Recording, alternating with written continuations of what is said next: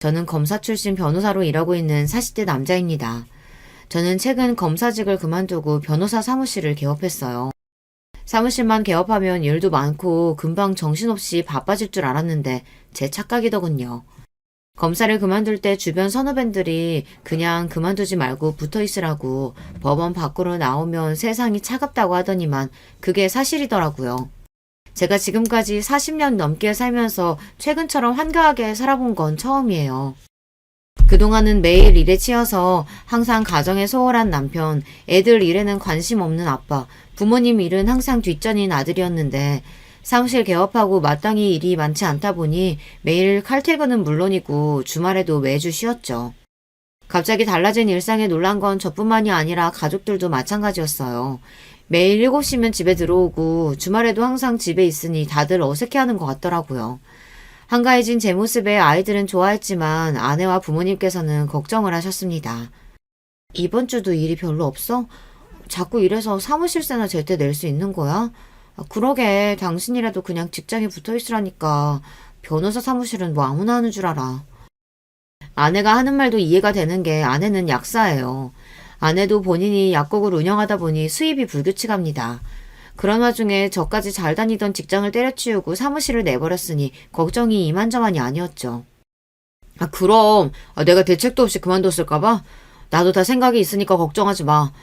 검사로 일할 때는 애들한테 신경 안 쓴다고 매일 다른 아빠하고 비교하더니만 이제야 좀 아빠 노릇 하려니까 왜 또 잔소리야. 애들하고 시간 많이 보내는 거야 좋지만 가장이 일은 해야지. 왜 그렇게 사람이 중간이 없어? 이렇게 한가한 것도 잠깐이야. 이제 조금 있으면 입소문 나서 금방 또 바빠질 거야.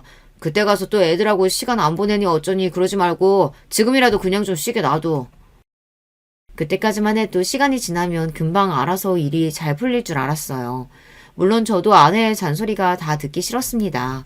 저도 지난 15년 동안 하루도 쉬지 않고 일만 하며 살았는데 적어도 몇 달은 여유 좀 부려도 되는 거 아닌가 싶어서요.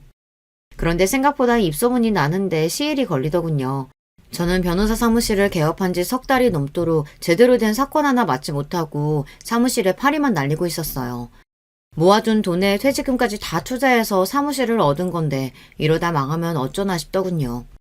불안했던 저는 여기저기 변호사 동료들을 만나며 이런저런 정보를 얻으러 다녔어요. 그런데 이쪽 사정도 몇 년 전과는 많이 달라졌더라고요. 로스쿨 생기고 나서 워낙 젊은 변호사들이 많이 생기니까 이 시장도 많이 변했어. 우리도 가만히 넋놓고 있으면 안 되고 여기저기 사람들도 많이 만나면서 영업도 해야 돼. 뭐 영업? 아무리 시장이 변했다고 해도 그렇지 여기저기 돌아다니면서 명함이라도 뿌리라는 거야? 친구들의 이야기에 저는 놀라 말문이 막혔습니다. 로펌도 워낙 많아지고 로스쿨 졸업생들이 늘어나면서 변호사들이 전보다 많이 힘들어졌다는 거야 알고 있었어요. 하지만 이 정도로 힘들 줄은 몰랐어요. 너희 아버지 제약회사 임원으로 퇴직하셨잖아. 그럼 병원이나 약사들 아는 사람 많으실 거 아니야. 그쪽으로 한번 제대로 소개받아서 영업해봐. 요즘은 이것저것 기웃거리면서 일거리 찾아다니는 것보다 전문 분야 하나 뚫어서 일하는 게 제일이야. 현재 변호사로 사무실을 개업해 일하고 있는 친구들 이야기를 듣다 보니 제가 현실을 제대로 알지 못한 채 무작정 사표를 내고 나왔구나 그런 생각이 들더라고요. 친구들 말처럼 저는 우물 안에 개구리가 맞았습니다. 법조인이면 학교에서 배운 대로 세상을 조금 더 나은 세상으로 만들고 정의 구현에 힘쓰는 일이라고 생각했는데 아니었어요. 검사든 변호사든 처자식의 생계가 달린 일이니 먹고 살려면 뭐든지 해야 하죠. 저는 친구들의 조언을 받아들여 그 주 주말에 아이들을 데리고 본가에 갔습니다. 친구 녀석들에게 들은 대로 아버지께 도움을 받고자 해서요. 하지만 그 또한 쉽지만은 않았습니다. 저희 아버지께서 보통 고지식한 게 아니에요. 사실 청렴하고 윤리적인 걸로 따지면 제가 아니라 저희 아버지께서 법조인이 되셨어야 해요. 그 정도로 앞뒤 딱 막히고 융통성 없는 걸로 유명해서 법 없이도 살 뿐이셨죠. 어려서부터 아버지는 우리 집의 가장이나 왕이나 다름없었어요. 워낙 고지식하고 본인만의 철학이 확실한 분이다 보니 자식뿐만 아니라 어머니까지 아버지의 말대로 하지 않으면 난리가 났죠. 제가 검사가 됐던 것도 동생이 일찍 시집을 간 것도 다 아버지의 계획이셨어요. 우리 집의 모든 일은 아버지의 결정으로 이루어지지 않은 게 없을 정도로 하나부터 열까지 다 아버지의 생각대로 움직여야 했어요. 사실 저는 검사보다 학교 선생님이 되고 싶었어요. 그래서 교대에 가려고 했는데 아버지의 반대로 법대에 가야 했습니다. 네 성적이면 법대 들어가고도 남을 실력인데 아깝게 교대는 무슨 교대야? 괜한 소리 하지 말고 아버지가 시키는 대로 법대 들어가서 군 제대하자마자 사법고시 준비해. 지금이야 나이도 먹고 제 가정도 생겼으니 아버지의 말에 한마디 토라도 달 수 있지만 어린 시절부터 학창 시절까지는 아버지가 무서워서 제 생각을 제대로 이야기하지도 못했어요. 그래도 애가 고등학교 1학년부터 3년 내내 지망학교로 교대라고 쓸 만큼 선생님이 하고 싶다는데 자기가 하고 싶은 대로 좀 하게 놔둬요. 그전까지 아버지에게 찍소리도 안 하시던 어머니마저 제 꿈을 위해 처음으로 아버지에게 반기를 드셨지만 통할 리 없었습니다. 고등학교도 간신히 졸업한 당신이 뭘 안다고 떠들어? 내 아들은 내가 잘 알아. 오태영, 내 아들은 앞으로 큰일 할 녀석이야. 좁아터진 학교에 있기는 아까운 놈이라고. 40년 넘게 평생 직장생활만 하셨던 아버지는 당신이 평생 남의 밑에서 회사만을 위해 젊은 날을 바치며 살아온 게 가장 큰 후회가 된다며 저에게는 항상 남자는 사회에 큰 업적을 남길 수 있는 큰 사람이 되어야 한다고 하셨어요. 그게 바로 검사였죠. 정치부 검사가 돼서 신문이나 뉴스에 제 이름이 나오는 그런 검사가 되었으면 좋겠다고 하셨어요. 아버지의 말을 거역할 수가 없었던 저는 검사가 됐습니다. 결혼도 검사가 되자마자 1년도 되지 않아 아버지의 지인 소개로 만난 여자와 결혼했어요. 아내는 아버지께서 잘 아시는 대형 약국 원장님 소개로 만나게 됐죠. 제가 원해서 나간 선자리는 아니었지만 그래도 아내와는 서로 성격이나 취미도 잘 맞아서 만난 지 1년 만에 결혼을 결심했어요. 그전에도 크게 여자한테 관심이 있거나 제대로 된 연애를 해보지 않아서 아내 정도면 결혼해도 되겠다는 생각에 고민할 거 없이 결혼했죠. 그때까지도 아버지는 제 인생의 가장 큰 결정권자였고 그 점에 저도 불만이 없었습니다. 그런데 제가 검사를 그만두겠다고 했을 때 아버지와 꽤 오래 실랑이를 벌였어요. 저는 이미 회의감이 들 정도로 검사라는 일에 정이 떨어진 상태였고 아버지는 그런 제 마음을 이해해 주실 리 없었습니다. 사표는 절대 안 돼. 너 사표 내는 날엔 이 아버지랑 2년 끝나는 줄 알아. 아버지 직장 다닌 거에 비하면 얼마 안 되지만 저도 15년 넘게 검사로 살았어요. 이 정도면 저도 할 만큼 했다고 생각해요. 제가 원하던 일은 아니었어도 신입 검사 시절에는 나쁜 놈들 감옥에 보내며 희열을 느끼기도 했습니다. 그런데 연차가 점점 쌓일수록 검사라는 게 항상 바르고 옳은 일만 할 수 있는 사람이 아니구나. 이런 걸 점차 깨닫게 되면서 이 일에 회의감이 들었어요. 어느 순간 이러다가 내가 검사가 아니라 범죄자에 더 가까운 인간이 될 수도 있겠다는 생각에 겁이 확 들더라고요. 그래서 그만두게 된 거예요. 아버지에게 보여주기 위해서라도 더 변호사로서 확실한 입지를 다지고 싶었던 건데 제 생각처럼 일이 잘 돌아가지 않으니 결국엔 아버지께 도움을 받고자 찾아갔습니다. 아이들을 데리고 간 이유는 저 혼자 가면 아버지께서 저와 절대 마주 앉아 식사도 안 하시려고 하셔서 애들을 데리고 간 거예요. 애들이라도 데리고 가면 아버지께서 손주들 왔다고 반겨주시고 같이 앉아서 식사라도 하시거든요. 그러니까 네 말은 지금 나더러 내 아들 변호사 됐으니 일 좀 달라고 친구들한테 구걸이라도 하란 소리냐? 역시나 아버지는 제 입에서 아시는 분들을 소개해달라는 말이 나오자마자 눈을 크게 뜨시고 원성을 높이셨어요. 아버지, 그런 말이 아니고요. 변호사는 특정 전문 분야가 있으면 홍보하는데 더 좋다고 해서요. 이 기회에 아버지 주변 분들 제가 도와드릴 수 있으면 더 좋잖아요. 아이고, 기껏 나라에 보탬되는 일 하라고 평생 뒷바라지 해뒀더니만 이제는 아예 장사꾼이 됐어. 씨알도 안 먹히는 소리였습니다. 아버지는 제가 검사로 있는 지난 15년 동안 주변에서 별의별 부탁을 받았어도 저를 생각해서 한 번도 제게 부탁을 해본 적이 없다고 하셨습니다. 내가 지금까지 네 검사 인생에 조금이라도 문제 생길까봐 얼마나 조심하면서 살았는데 너는 자존심도 없이 나더러 남들한테 일 달라고 부탁이나 하러 다니라는 거냐? 평소 같으면 아버지가 그 정도 하시면 저도 더 말하지 않았을 텐데 그날은 유독 저도 기분이 안 좋기도 했고 속상해서 말이 좋게 나가지 않았습니다. 제가 지금까지 아버지가 시키는 대로 다 하면서 살았는데 아버지는 이 정도 부탁도 못 들어주세요? 알겠어요. 저도 더는 아버지가 시키는 대로 안 할 거니까 그런 줄 아세요. 아버지와 제 사이가 틀어지기 시작한 건 그때부터였습니다. 저도 처자식이 있고 나이도 들었으니 이제 아버지께서 저를 이해해 주실 줄 알았는데 아버지의 마음은 달랐나 봐요. 한 번도 아버지의 말씀을 거역한 적이 없었던 제가 상의도 없이 검사일을 그만두고 변호사로 개업하겠다고 하니 아버지도 실망이 이만저만이 아니셨나 보더라고요. 처음 몇 달은 저를 보고 싶어 하시지도 않았어요. 그때가 아마 제 인생에서 가장 힘들었던 시기였던 것 같아요. 변호사 사무실만 개업하면 알아서 손님이 줄을 설 줄 알았는데 그렇지 않더라고요. 인터넷에 아무리 홍보하고 광고를 하고 다녀도 눈에 띄게 일이 늘어나지 않았습니다. 거기다가 급한 마음에 들어오는 대로 무슨 일이든 해보겠다고 닥치는 대로 일을 받아서 했더니 오히려 검사로 일할 때보다 회의감이 들 때가 더 많더라고요. 제가 그래도 사법고시 성적도 꽤 우수했고 검사로서의 위치도 괜찮았던 사람인데 일이나 구걸하러 다니고 변호하고 싶지 않은 범죄자들까지 변호하고 다니려니 하루하루가 쉽지 않았습니다. 그래도 워낙 일감이 많지 않다 보니 한 사건 한 사건이 저에게는 중요했습니다.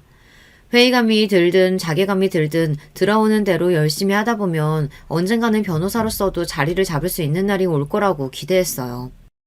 제가 원래 이런 사람은 아니에요. 무엇보다 제 자존심이 가장 중요한 사람이었는데 저도 나이가 들기는 하는지 사람이 좀 변하긴 변하더라고요. 그전에는 아내가 조금만 듣기 싫은 소리를 해도 버럭버럭 소리를 지르고 다 귀찮아했었는데 검사 일을 그만두고 저도 별의별 일을 다 겪고 나니 나 자신보다 중요한 게 있다는 사실을 알게 됐습니다. 가족들과 떨어져 산 세월이 길어서 그런지 아내나 자식들이나 제 편이 하나도 없더라고요. 한 번은 이런 적이 있었어요. 한참 변호사 사무실에 일이 없어서 혼자 우울해서 술을 먹고 대리를 해 집 주차장에 도착했습니다. 제가 깨워도 계속 안 일어났는지 대리기사가 저를 차에 둔 채 돌아갔더라고요. 제가 잠에서 깼을 때가 새벽 1시가 넘었었어요. 저는 놀라서 핸드폰부터 확인했는데 저에게 걸려온 전화가 하나도 없더라고요. 순간 마음이 울컥할 정도로 좋지 않았습니다.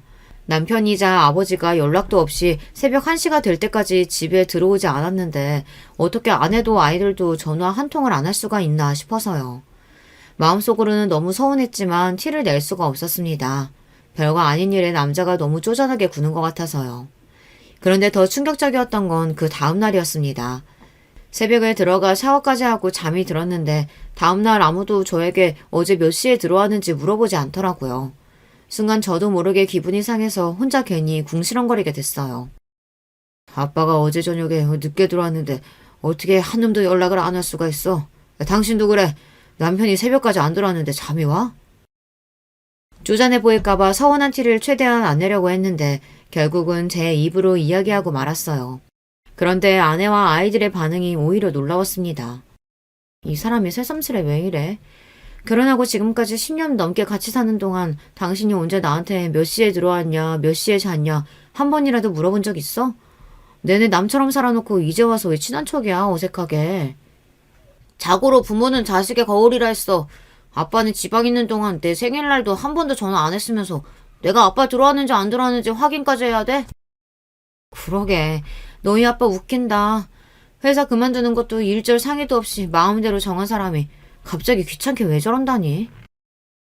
내가 놀면서 그랬어? 일이 바쁘니까 그런 거지. 사람이 농담 한 번 한 거 가지고 괜히 왜 정색하고 그래? 생각지도 못한 아내와 아들의 반응에 저는 너무 무안해서 괜히 큰 소리를 냈어요. 사실 저도 다 압니다. 제가 검사 일을 하는 동안 너무 바빠서 아내 혼자 아이들을 다 키웠어요.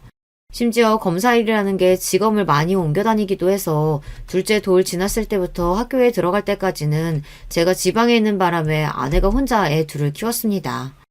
그때 아내와 정말 많이 싸운 것 같아요. 주말에도 일이 많으면 올라오지 못해서 2주에 한 번 집에 올까 말까였는데 오랜만에 만나서도 얼굴만 보면 서로 싸워서 한 번은 제가 한 달 동안 집에 안 올라온 적도 있었어요.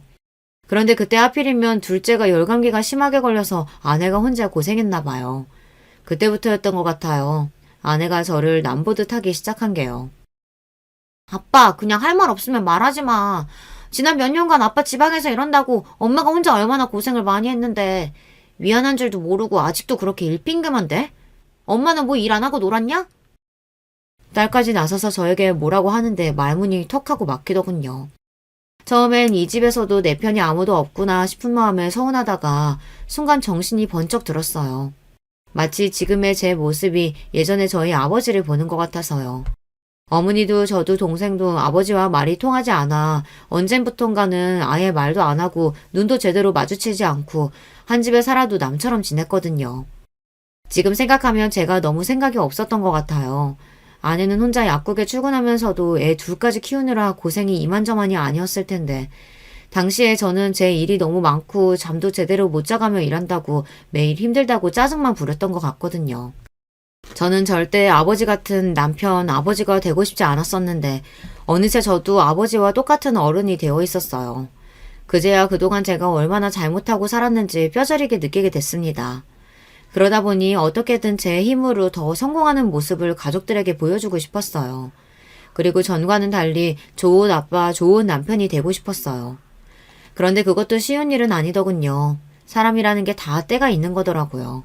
저 나름대로 아내에게 전보다 살갑게 대하고 아이들과도 잘 지내보려고 노력했지만 이미 서로의 마음에 쌓인 서운함과 실망감이 쉽게 해소되지는 않더라고요. 그래도 저는 끝까지 포기하지 않고 앞으로 남은 인생은 일보다 아내와 아이들을 위해 살겠다 다짐했어요. 평소 안 하던 짓을 갑자기 한다는 게 저로서도 쉬운 일은 아니었습니다. 하지만 몇 년 후 아이들이 모두 다 성인이 돼서 독립해 나갈 때 후회하지 않는 삶을 살기 위해 노력하기로 했습니다. 저는 주어진 대로 일도 열심히 하면서 가정에도 소홀하지 않기 위해 퇴근하고 집에 돌아오면 아내와 함께 저녁 준비를 했어요. 주말에는 무슨 일이 있어도 가족들과 시간을 보냈습니다.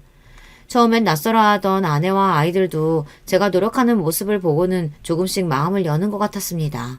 제가 노력하니 확실히 많은 게 달라지더라고요. 전에는 내가 나가서 뭘 하는지 언제 들어오는지 감심도 없던 가족들이 먼저 저에게 전화도 하고 주말에 같이 영화를 보러 가자고 하기도 했어요. 소소한 변화들이 저도 좋았습니다. 검사로 바쁘게 살 때는 제 가정보다 밖의 세상이 더 중요했어요. 말도 못하는 아이들에게 신경 쓰는 것보다 하루라도 빨리 검사로서 인정을 받는 게 더 중요한 제 목표라고 생각하고 살았습니다. 더군다나 그때는 매일 신경이 날카롭게 예민해져 있었고 뭘 해도 행복하지가 않았어요. 그런데 지금은 일이 잘 풀리지 않아도 가족들과 매일 일상을 함께 공유하는 것만으로도 스트레스가 풀리고 주말이 기다려지기도 했습니다. 그래서 맛있는 걸 보면 아내와 아이들이 떠올라 약속이 있더라도 얼른 포장해서 집에 가지고 들어가게 되더라고요. 저도 제가 이 정도로 변할 줄은 몰랐는데 서서히 달라지는 제 모습이 싫지만은 않았습니다. 그런데 저라는 사람을 가만 보면 멀티가 안 되는 사람인 것 같아요. 하나를 깨닫고 나면 꼭 하나를 잃어버리고 말죠. 변호사 사무실을 개업한 이후 아버지와의 관계가 대면대면하게 된 이후에는 부모님께 연락도 잘 안 드리고 찾아뵙는 일도 많이 줄었어요. 사실 가도 아버지께서 저를 본체도 안 하시고 외면하시니 저도 가기 싫더라고요. 명절 때도 잠깐 가서 제사만 후딱 지내고 도망치듯 일찍 와버렸어요. 그런데 명절이 지나고 며칠 뒤 오랜만에 여동생에게 연락이 왔더라고요. 오빠 너무하는 거 아니야? 아무리 바빠도 그렇지 명색이 명절인데 제사만 지내고 후다닥 갔다며? 나도 오빠한테 할 얘기 있어서 이번엔 좀 얼굴 보나 했더니 변호사 돼도 바쁜 거 똑같네 뭐.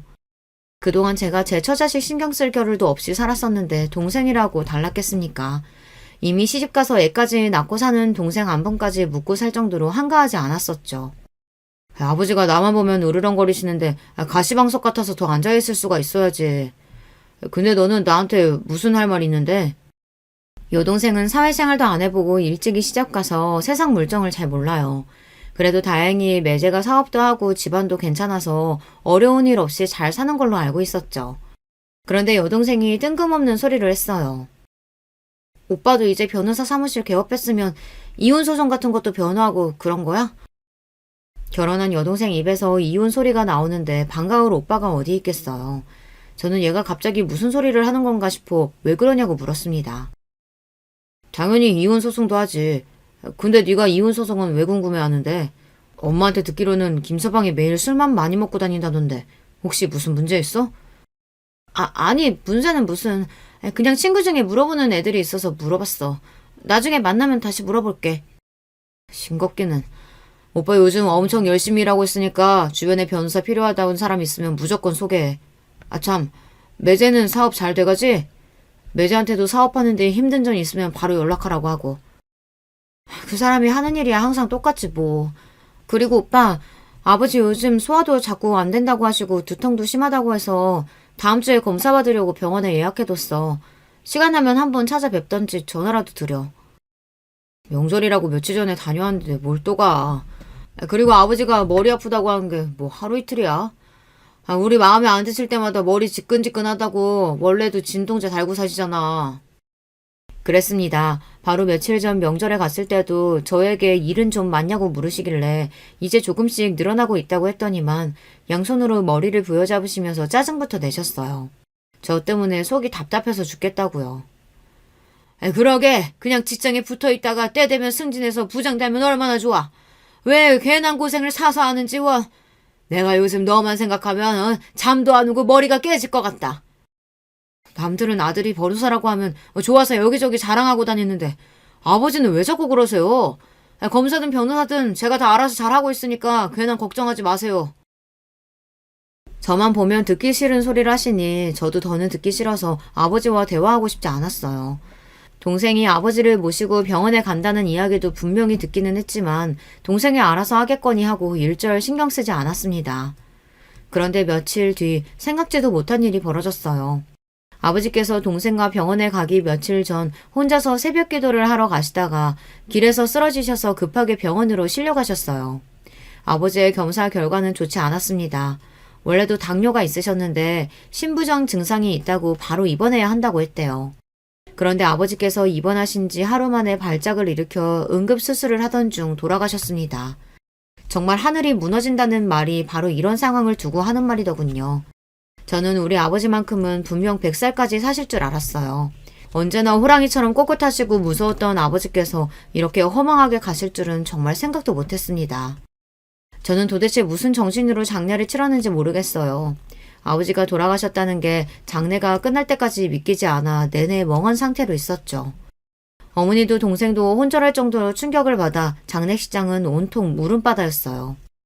장남인 제가 누구보다 강하게 어머니와 동생을 챙겼어야 했는데 저조차도 충격에 휩싸여 아무것도 하지 못했어요. 그때 아내와 아이들이 있어서 천만다행이라고는 생각이 들었습니다. 아내는 저는 물론 어머니와 동생까지 살뜰하게 챙겼어요. 거기다가 아직 어리다고만 생각했던 아이들도 어느새 제 옆에 서서 제 손을 잡고 의젓하게 조문객을 맞았습니다. 저는 제 가족을 위해서라도 정신 똑바로 차려야겠다고 생각하고 고개를 흔들어 정신을 차렸습니다. 제 인생을 통틀어 그날이 아마 가장 후회되는 순간이었던 것 같아요. 그동안 저는 제가 잘난 인간인 줄 알았습니다. 무엇보다 강하고 무엇보다 단단한 사람인 줄 알았어요. 그런데 아니었습니다. 저는 한없이 모자라고 부족한 사람이었어요. 이 나이 먹고도 아버지에게 제대로 말 한마디 하지 못해서 대면대면한 상태로 해결되지 않은 숙제를 떠안은 채 아버지를 떠나게 했습니다. 화가 났어도 자존심이 상했어도 조금만 참고 아버지와 차분하게 이야기를 나눴어야 했는데 매일 도망만 다니고 회피했던 제가 무엇보다 싫었습니다. 아버지께서 돌아가시고 나서 저는 많은 생각을 했습니다. 평소 아버지와 사이좋은 부자관계로 지냈던 건 아니었지만 그래도 저도 슬슬 나이가 드니 같은 가장으로서 아버지의 마음이 전부는 아니어도 이해가 되긴 되더라고요. 당시에는 아버지도 모두 다 저희를 위해서 내린 결정이었을 거예요. 가족을 누구보다 아끼고 사랑하지만 그들을 진심으로 위하는 방법을 잘 모르셨던 것뿐이었죠. 아버지 유품을 정리하던 중 아버지께서 돌아가시기 전까지 적으시던 일기장을 찾았어요. 아버지께서 남기신 일기장을 읽으면 읽을수록 이게 정말 우리 아버지가 적은 게 맞나 싶었습니다. 그 정도로 아버지가 적은 내용이 아닌 것 같았어요. 일기장에는 온통 가족들을 걱정하고 위하는 마음이 그대로 담겨 있었습니다. 아내고 딸이고 둘 다 마음이 약하고 여려서 걱정이다. 그래도 아들이 있어서 다행이다. 언제나 똑똑하고 현명한 우리 아들이 어련히 알아서 아내와 태미 잘 챙길 거라 믿는다. 평생 엄마나 여동생에게 말이나 행동 모두 다정하게 구신 적도 없는 아버지였지만 그래도 항상 마음으로는 걱정하고 계셨는지 돌아가시기 직전까지 어머니와 동생을 걱정하시며 제가 알아서 잘 할 거라고 믿고 계시더라고요. 아버지의 일기장은 저의 보물 1호가 됐습니다. 아버지와 제 사이에 정이라고는 없다고 생각했었는데 그 일기장을 보고 나서는 아버지께서 저를 얼마나 소중하게 생각하셨는지 알겠더라고요. 아버지의 일기장이 효과가 있었던 게 그 전에는 나 사느라 바빠서 어머니나 동생을 돌봐야겠다는 생각조차 안 했었는데, 그래도 아버지 돌아가시고 나서는 확실히 전보다 어머니나 동생이 마음이 쓰였어요. 아버지 말대로 엄마나 동생 둘 다 저랑 달리 마음도 약하고 힘든 일이 있어도 잘 말을 안 하는 성격이라 제가 더 자주 챙기려고 노력했죠. 그러던 중 생각지도 못한 일이 벌어졌습니다. 그날은 어머니 생신이 지난 지 며칠 되지 않았을 때였어요. 아버지가 돌아가시고 나서 처음으로 맞는 어머니 생신이라 이래저래 마음이 쓰여서 가족들 모두를 우리 집으로 초대했어요. 어머니도 처음엔 아버지 돌아가신 지 얼마나 됐다고 생일을 챙기냐고 하셨지만 막상 집에 모두 모이니 어머니도 덜 우울해하시고 손주들 재롱에 미소도 지으셨습니다. 어머니도 어머니였지만 그날 여동생이 더 신경 쓰였던 게 동생 얼굴이 너무 좋지 않았어요. 원래도 입이 짧고 먹는 걸 즐겨하지 않는 애라 워낙 몸도 마르고 잔병치레도 달고 사는 애예요. 평소에도 컨디션이 좋을 때보다 좋지 않을 때가 많은 앤데 그날은 유독 말도 없고 힘도 없는 게 걱정이 되더라고요. 그래서 며칠 후 회사 근처에서 동생이 좋아하는 빵을 사서 퇴근길에 잠깐 들렸어요. 여동생이 다른 건 몰라도 어려서부터 빵이라면 자다가도 벌떡 일어났거든요. 일이 늦어져서 시간이 늦었길래 빵만 잠깐 주고 가려던 참이었습니다. 그런데 초인종을 눌러보니 조카가 나오더라고요. 늦은 시간인데 동생이랑 매제 둘 다 집에 없다네요. 외삼촌, 엄마, 아빠가 술 마시고 온다고 해서 차 가지고 데리러 나갔어요. 늦은 저녁이긴 해도 술 먹고 취하기에는 아직 이른 시간이었는데 매제가 술을 얼마나 마셨는지 벌써 취해서 동생의 술집으로 데리러 나갔다고 하더라고요. 그 소리를 듣는데 저는 미간이 확 구겨졌습니다. 원래 결혼 초기부터 매제가 술을 좋아해서 동생이랑 자주 싸우는 건 알았었는데 애까지 낳고도 저러고 사는지는 몰랐어요. 아빠 평소에도 술 많이 먹고 들어오니? 그럴 때마다 엄마가 데리러 나가고? 오늘은 아빠가 지갑 주고 나갔다고 엄마한테 돈 가지고 나오라고 하신 거고 평상시엔 우리 잠들어야 들어와요. 아빠가 너무 시끄럽게 해서 자다가 깨기는 하지만. 아빠가 술 먹고 오면 지하 못 자게 시끄럽게 해? 나도 못 자긴 하는데 엄마는 아예 자지도 못하게 아빠가 매일 소리 지르고 혼내요. 돈 아껴 쓰라고 카드도 막 뺏고. 어른으로서 조카한테 부부 사이 일을 꼬치꼬치 물어보지 말았어야 했는데 저도 모르게 제 동생이 안쓰럽고 걱정이 되니 절로 질문이 쏟아지더군요. 시간이 꽤 늦고 조카가 하품하며 졸려하는데도 동생이 돌아오지 않길래 제가 방에 들어가 조카를 재우고 나왔습니다. 그때였어요. 동생이랑 매제가 도착했는지 현관문을 열고 들어오더군요. 저는 자리에서 일어나 현관으로 나가려고 했어요.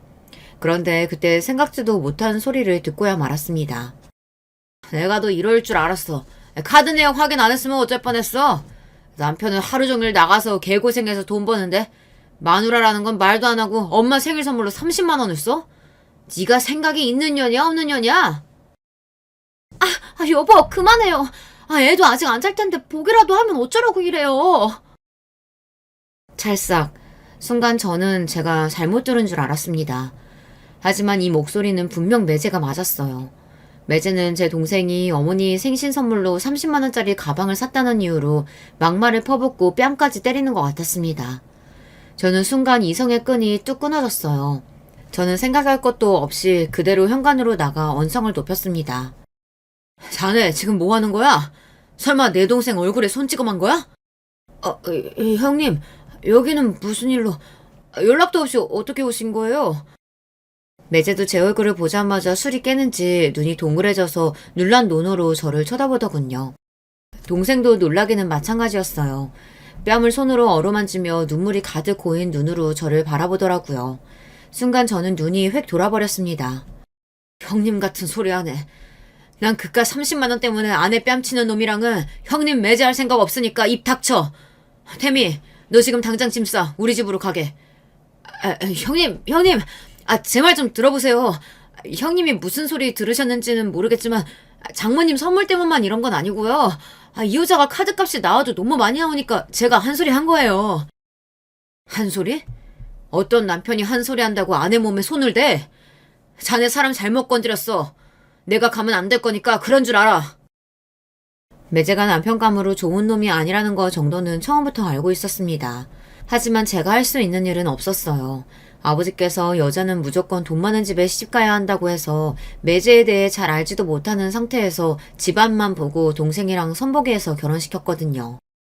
매제 아버지가 몇 년 전 아버지께서 제약회사에 있을 때 회사에 투자했던 투자자 중 한 사람이에요.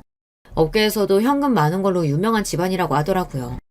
그것만 믿고 동생을 시집 보낸 건데 동생이 결혼하고 나서부터 지금까지 옆에서 지켜보면서 저는 동생이 행복해 보인다고 느낀 적이 없었어요. 하지만 저도 못된 게 그동안은 크게 신경 쓰지 않았습니다. 부부라는 게 원래 다들 그런 거라고 생각했으니까요. 저도 선봐서 한 결혼이었지만 그래도 1년 연애하고 서로 좋아서 결혼해 자식도 낳고 살다 보니 미운정 고운정 다 들어 이제는 싸우지도 않고 살아요. 저는 막연하게 동생도 그런 줄 알았습니다. 그런데 제가 잘못 알고 있었더군요. 그날 동생과 조카를 데리고 나오면서 매제 이놈에 대해 좀 알아봤더니 질이 나쁜 놈이었어요. 심지어 동생 몸에 손을 댄 게 그날이 처음이 아니래요. 신혼 초에는 매제가 거의 매일 술을 마시고 들어와 동생도 기다리다 지쳐 일찍 잠들었는데 매번 새벽에 들어와서는 남편이 안 들어왔는데 자고 있다고 동생에게 발길질까지 했답니다. 애도 못 낳는 게 데리고 살아주면 고마운 줄 알아야지. 남편이 안 들어왔는데 코까지 골고 자고 있어? 너는 친정에서 이렇게밖에 못 배웠냐? 동생이랑 매제가 20대 중반에 결혼을 일찍 했어요. 그것도 다 아버지의 계획이었죠. 동생이 대학 졸업하고 마땅한 직업 없이 집에서 놀고 있으니 보기 싫어서 후딱 시집 보내버린 거예요.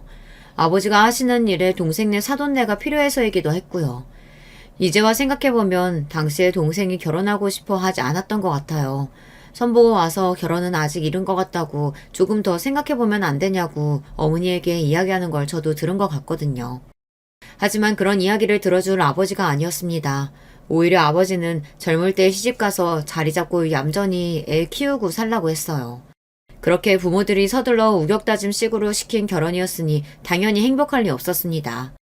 제가 알기론 동생이 결혼하고도 5년 넘게 아이가 생기질 않아 엄마도 아버지도 걱정하셨던 기억이 나요. 그 이유에서야 아이가 생겨서 어머니께서 다행이라고 안도하셨거든요. 그런데 이번 일로 동생에게 들었는데 동생이 일부러 애를 가지지 않은 거랍니다. 결혼이야 부모님의 성화에 어쩔 수 없이 했지만 아이에 대한 부분은 본인도 겁이 나고 매제에 대한 확신이 없어서 천천히 가지려고 했었대요. 그런데 아이가 생기지 않자 매제가 술만 취하면 자꾸만 동생에게 언성을 높이며 아이가 생기지 않는 게 동생 탓이라고 했답니다. 특별히 병원에서 검사한 것도 아닌데 말이죠. 저는 동생의 말을 들으면 들을수록 마음이 더 답답했습니다. 너는 뭐가 부족해서 저런 놈한테 맞으면서도 참고 산 거야. 설마 애 때문에 참고 산 거야? 오빠는 나에 대해 몰라서 그런 소리 하는 거야. 오빠의 공부도 잘했고 알아서 잘 살았지만 나는 아니잖아. 아버지가 평생 나 볼 때마다 오빠랑 비교하면서 얼마나 한심하게 생각했는데 대학 졸업하자마자 아버지가 시집이라도 가서 집에 보탬 돼야 한다고 매일같이 얘기하셨어. 그렇게 한 결혼인데 내가 어떻게 이혼을 해. 아무리 아버지가 무서워도 나나 어머니한테는 말을 했어야지. 그럼 최소한 우리라도 도와줬을 거 아니야. 내가 말을 안 했을 것 같아? 남편이랑 시댁 때문에 힘들다고 친정에 갈 때마다 이야기했어. 근데 아버지도 엄마도 사업하는 사람들 다 그렇다고 이해하라고 했다니까. 아버지가 그러시는 게 어디 하루 이틀이야? 나한테라도 말했어야지. 명색이 오빠가 검사인데 동생이 맞고 사는 것도 몰랐다는 게 말이 돼? 오빠가 검사라서 말 못한 거야. 아버지가 그러시더라. 행여나 오빠 얼굴에 먹칠할 짓 하지 말라고. 저는 동생의 말에 돌아가신 아버지의 목소리가 그대로 들리는 것 같았습니다. 동생 말이 맞아요. 아버지라면 충분히 그렇게 말하고도 남을 뿐이에요. 하지만 저는 까마득하게 몰랐습니다. 동생이 결혼해 매제와 사는 동안 매일 버티며 참고 살았는데 하나밖에 없는 오빠가 전혀 모르고 있었어요. 알고 보니 동생도 매제에게서 벗어나기 위해 매제와의 문제를 부모님께 말씀드리고 이혼하고 싶다고도 말씀드렸는데 부모님께서 들은 척도 안 하셨나 봐요. 매제가 동생이 돈 쓰는 거 가지고 매번 언성을 높이고 물건을 던지기도 했는데 그런 이야기를 부모님께 할 때마다 심각하게 생각하지 않으셨대요. 오히려 한 번씩 부부싸움 하는 거 가지고 쪼르르 친정에 온다고 뭐라고 하셨답니다. 네가 얼마나 하는 짓이 마땅치 않으면 김서방이 그러겠어? 내 딸인데도 너 하는 짓 보면 나도 답답해 죽겠다. 난 김서방 그러는 거 다 이해된다. 아버지, 딸이 죽어도 그 남자랑은 못 살겠다는데 말을 꼭 그렇게 하셔야겠어요? 그 사람 나 나가서 일 못하게 하면서 돈도 하나도 안 주고 카드 덜렁 한 장만 주고는 1,000원 한 장 쓰는 거 가지고도 매일매일 간섭하고 화만 내요. 김서방이 오죽하면 그러겠냐? 네가 매일 허투루 돈 쓰고 낭비하니까 그러는 거지. 네가 사회생활을 안 해봐서 모르는데 남자들 나가서 돈 버는 거 힘들어. 내가 무슨 돈을 허투루 쓰고 낭비를 한다 그래요. 나 그럴 돈도 없어요. 엄마, 제발 엄마라도 내 편 좀 들어줘요. 나 진짜 지겨워서 못 살겠다니까. 그러게, 애라도 하나 빨리 낳으라고 했잖아. 남자들도 자식 생기면 달라져. 네 아버지 봐라. 저렇게 무뚝뚝한 사람도 네 오빠 생기고 나서 얼마나 집안일에 신경 썼는데. 누가 보다도 저도 잘 압니다. 우리 부모님이 얼마나 말이 안 통하고 답답한 분들인지 말이죠. 동생이 혼자 얼마나 마음고생했을지 제가 너무 늦게야 알아버렸어요. 평생 내 편이어야 할 부모님마저 동생을 외면했으니 동생도 결국은 포기하고 잔뜩 기가 죽어서는 매일 당하고만 산 거예요. 저도 이제야 알게 된 거고요. 더군다나 동생이 모든 걸 포기하고 싶었던 순간 조카가 생겼답니다. 동생은 눈에 넣어도 아프지 않을 조카를 위해서라도 조카가 다 자랄 때까지만 아이만 생각하며 살자. 그렇게 그때부터 영혼은 없이 유령처럼 매제가 시키는 대로 매제가 원하는 대로 해주며 살았답니다. 저는 들으면 들을수록 매제가 한 짓이 괘씸해 참을 수가 없었어요. 며칠 뒤 저는 야심차게 준비한 복수를 매제하게 하기 위해 마음을 단단히 먹고 있었습니다. 매제도 양심에 찔리는 게 있기는 한 건지 제가 동생과 조카를 데리고 그 집을 나와 우리 집으로 오고 나자 매제는 매일같이 저에게 전화해댔어요. 형님, 제발 제 말 좀 들어주세요. 절대 그 사람 말만 듣고 저 판단하시면 안 된다니까요. 나 바로 몇 개월 전까지 검사였고 지금은 변호사야. 설마 내가 한쪽 말만 듣고 상황 판단할 것 같아? 자네는 명백히 가해자야. 그러니까 얌전히 기다려. 조만간 소장 집으로 날려줄 테니까. 제 경고에 매제는 똥줄이 타긴 탔는지 여기저기 변호사를 들쑤시고 다니면서 제가 할 복수에 대비하기 위해 준비를 하는 것 같더라고요. 하지만 소용없었습니다. 제가 이래봬도 검사 경력 15년이에요. 그동안 매제 같은 놈들 수백 명도 더 봤습니다. 자기 능력은 없고 아버지 빽만 믿고 살던 놈들 하는 짓이야 뻔히 다 알아요. 저는 먼저 증거를 수집해 이혼 소장을 먼저 보냈어요. 물론 매제도 그 정도야 예상하고 있었을 거라는 걸 저도 알고 먼저 보낸 거예요. 진짜 이벤트는 그 뒤에 있을 예정이라서요. 역시나 매제는 자기 아버지 뒤로 숨어서 대형 로펌의 유명한 변호사를 고용했더라고요.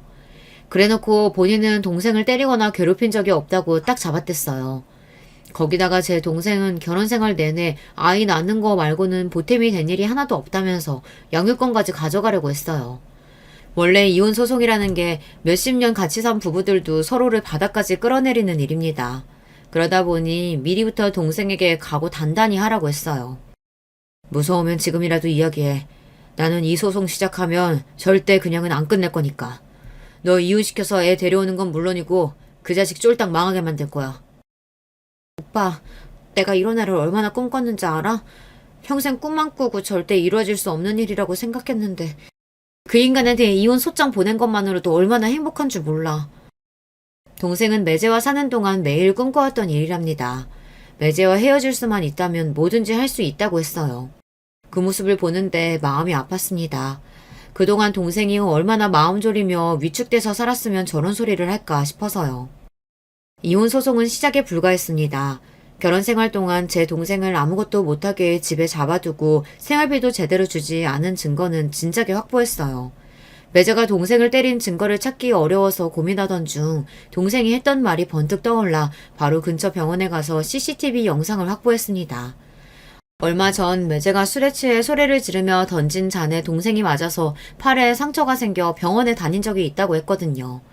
그런데 매제 이 나쁜 새끼가 혹여나 동생이 병원 다니면 본인이 동생에게 손댄 증거가 남기라도 할까봐 병원에 못 가게 했나 보더라고요. 그런데 동생이 집에서 치료를 하다 안 돼서 매제 몰래 병원에 가기는 했나 봐요. 그런데 뒤늦게 동생이 병원에 갔다는 걸 알게 된 매제 새끼가 병원에서 치료받고 나오는 동생의 머리채를 잡았다고 했습니다. 혹시나 하는 마음에 병원에 찾아갔는데 다행히도 병원 에스컬레이터 앞에 CCTV가 있어서 영상을 그대로 다 찍혀 있더라고요. 그렇게 매제의 귀책 사유를 입증한 동생은 이혼 소송에서 이길 가능성이 커졌어요. 그러던 중 조카의 양육권만은 뺏길 수 없었던 매제 쪽 변호사가 계속해서 양육권을 주장하고 있었어요. 그 순간 제가 준비했던 진짜 이벤트가 시작됐습니다. 제가 처음 계획한 대로 매제를 쪽딱 망하게 할 생각이었거든요. 사실 매제네 집안이 뭐라는 집안인지는 저도 결혼 전부터 알고 있었어요. 그래서 더 매제가 마음에 들지 않았지만요. 아버지께서 쉬쉬하시는 바람에 저도 애써 신경 쓰지 않으려고 했던 거죠. 매제네 집안이 지금은 지방 곳곳에서 모텔이랑 호텔 사업을 크게 하지만 원래는 지방에서 술집을 몇십 개씩 하던 집안이었어요. 흔히들 말하는 룸살롱을 운영하다 불법 영업담 속에 여러 번 걸려서 싹 다 접고 모텔 사업으로 변경한 거예요. 원래도 돈이며 인맥이 많았던 집안이다 보니 아버지께서 여러모로 도움이 되겠다 싶어 그런 집에 동생을 시집 보낸 거예요. 그래도 새로 사업을 전향하면서 이미지도 많이 좋아지고 양심적으로 운영하는 줄 알았는데 이번 일로 매제 뒷조사를 하다 보니 구린 냄새가 나더군요. 알고 보니 매제가 사고를 쳐도 크게 치고 있었습니다. 매제 아버지에게서 물려받았다는 모텔만 잠깐 파봤는데도 이상한 점이 있었어요. 계속해서 영업도 하는 거로 나오고 세금도 꼬박꼬박 내기는 하는데 영업이익이 거의 없는 걸로 나왔죠.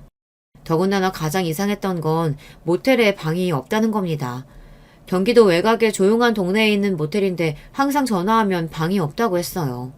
저는 아무래도 이상해서 매제가 운영하는 모텔 근처 관할서에 조사를 의뢰했습니다.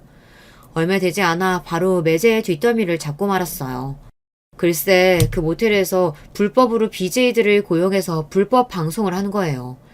심지어 남자들을 방송으로 유인해 돈까지 뜯어내는 등 별의별 짓을 다 했더라고요. 도저히 더러워서 제 입에 올리고 싶지도 않아요.